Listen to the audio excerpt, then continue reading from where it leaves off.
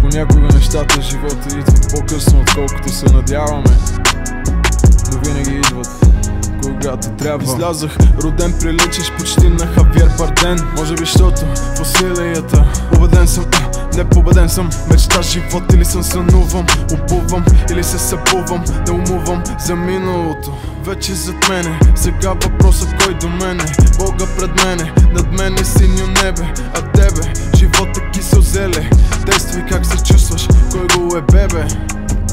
А въпросът ми е, не схващаш. Няма да го дам натам да пада, няма да го дам дори да страдам. Здрава земя под мен създавам, никой друг да се надявам. Защото слушам сърцето си, накрая няма да съжалявам.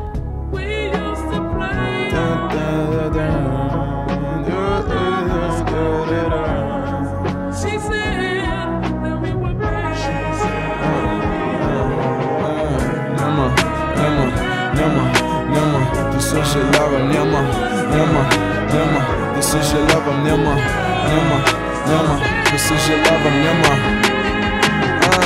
няма да съжалявам. Кам ти преди не вярвах, кам ти преди не знаех, че ми трябва просто тая малка сила да преглътна факта, че не съм Муфаса, мисля аз съм Симба.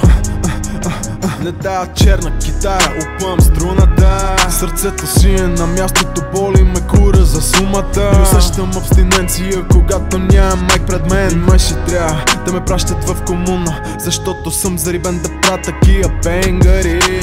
Искам да чувам и дума, че ще има някой пред мен дори. Флоу ми е файер и добре, че съм огнеупорен, защото откакто почна тая песен вече всичко гори.